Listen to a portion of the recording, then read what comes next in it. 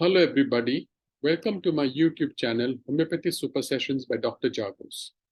Today we will be doing chapter number 30, part 2, Sycosis over construction. So a list of antipsychotic remedies have been compiled from several standard works on the materia medica. So Robert says that a big list of antipsychotic remedies have been compiled from several standard works on materia medica. We shall give a small list from this comprising only those remedies which have primary chemical relationship. So from this great list, we will only show a small list in which there is a primary chemical relationship to the remedies. It will be noted that almost all these remedies fall within the group of body construction elements. That is, it's significant that the so-called double salts predominate. So he said that it will be noted that all these remedies fall within the group of body construction elements. So whatever elements are useful for the construction of our body, they are significant and they're called as double salts elements, which predominate. Another interesting fact is that the carbons are almost entirely lacking, while the calcareas appear infrequent. Chemical combinations of the very lowest elements are found to be fairly frequent, as in fluoric acid, nitric acid, ammonium mure. It is interesting to note that while there is a predominance of kalis, kali carb is omitted. It will be noted too that while aurum mure, baryta mure, cinnabaris, mercury, and plumbum appear in the list, the first three are tinctured with elements of a much lower atomic weight, that is, aurum mure, baryta mure, and cinnabaris. Whereas the last two, that is the mercury and plumbum, are comparatively rarely indicated in true psychotic conditions unless there's a syphilitic taint as well. All the plant remedies contain the constructive elements which is rebuilt into potential and varied combination in every species of plant life. So all the plant remedies have the constructive elements and which has a potential to be rebuilt and in various combinations. So too our animal remedies have the values as assimilated elements have been rebuilt. So similarly, even the animal remedies also have the true value because there are also many elements which are present which may be assimilated in the animal remedies also. It is this reconstruction that gives the plant and animal remedies their potentiality. So therefore, it is this reconstruction of the plants and the animal remedies in which it has its own potentiality. But there's a gap between the atomic weight of bromine 53 and argentum 47. However, the atomic weights of other elements fill up the spaces as given below. So you can see the atomic weight of bromine 53 and argentum is 47. So between 53 and 47, you get all the other atomic weights of the elements, such as krypton 36, rubidium 37, strontium 38, yttrium 39, zincorium 40, cobalium 41, mobilidum 42, undermine 43, ruthenium 44, rhodium 45, and palladium 46. So therefore, it says there's a gap between the atomic weight of bromine 53 and argentum 47. And however, the atomic weights of other elements fill up the spaces as given below. So between 53 to 47, all these elements are there. Out of the strontium and palladium have considerable provings, and both have been found useful in psychotic conditions. So the remedy strontium and palladium, they have a good number of provings, and they are found to be useful in psychotic conditions. However, strontium is found in natural association with plumbum, and its greatest influence homeopathically seems to lie along similar lines. Robert says, however, strontium also, it is found in natural association with plumbum. So plumbum also has a strong part of strontium, and its greatest influence homeopathically seems to lie along similar lines. Palladium and rhodium, the latter has a brief proving associated with the natural state with platinum. The latter, platinum, being with high atomic weight 78, has a more destructive classification. However, cadmium 48, having atomic weight of 48, is a remedy to be considered in the antipsychotic group, particularly in the pathological end product. So in cadmium, you may be getting more pathological symptoms or more pathology.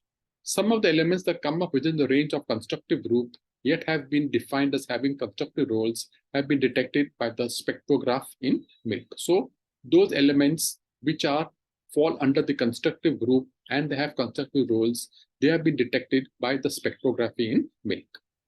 Now these are barium 56, boron 5, lithium 3, rubidium 37, strontium 38, titanium 22, zinc 30, also by other investigators, aluminium 30, chromium 24, lead 82, silicon 14, tin 50, vanadium 23, and manganese 25. So all these in the spectrography of milk, all these remedies have been found out along with their atomic weight, which are in a constructive group and which have constructive roles. They are by no means of all inorganic substances contained in milk. They have been detected only in traces and the constructive duties have not been defined. So they said that these elements, which I've just told you in the spectrography of milk, they are only found in a very, very, very small amount. And they have the constructive duties, but they are not very well defined. However, it makes us think that why the elements with high atomic weight are included in nutritional function. So Robert says that you may think that why are the elements with high atomic weight which are included in the nutritional functions? The only explanation is that it could be by chance some imperfect technique was adopted by the investigator, or the still wider scope which is beyond our present knowledge and on the given hypothesis put up by the investigator. So it makes us think why the elements of a high atomic weight are included in the nutritional function. So there are two reasons. The first is that the only explanation that it could be by chance some imperfect technique or method was adopted by the investigator. So it may be that whatever technique the investigator used was an imperfect technique, or there is still a wider scope which is beyond our present knowledge, or the scope is still wider, but at present we do not have enough of knowledge.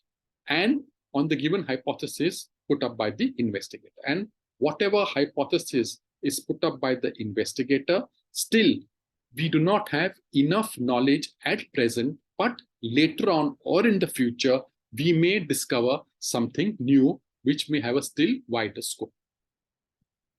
Our remedies have the symptomatology associated with the problems of hereditary or acquired disease. So our remedies also have the symptomatology which are associated with the hereditary or acquired diseases. This gives us a new in-depth understanding of the relationship of our potentized remedies to cases that will present themselves before us. So this will give you an in-depth understanding about the relationship of our potentized medicines to hereditary or acquired diseases.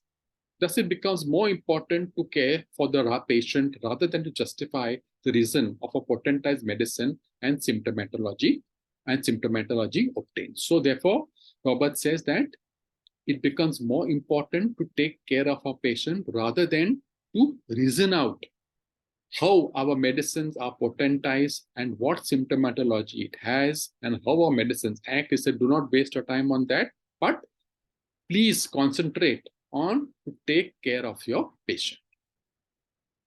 The possible suggestions made by the modus operandi of certain group of elements are still in their underdeveloped stage. So Robert says that for probable the action or the modus operandi of certain group of elements are still not understood. Why? Because they are still in the underdeveloped stage. It is hoped that someday more clarity will be obtained by further studies. So Robert says that in the future, some more clarity will be obtained if some further studies are done. The study should include logical reasoning with the scientific procedure, which will help us to verify the whole process. So this study should be with the logical reasoning, and a scientific procedure should be adopted, which will help us to verify the whole process.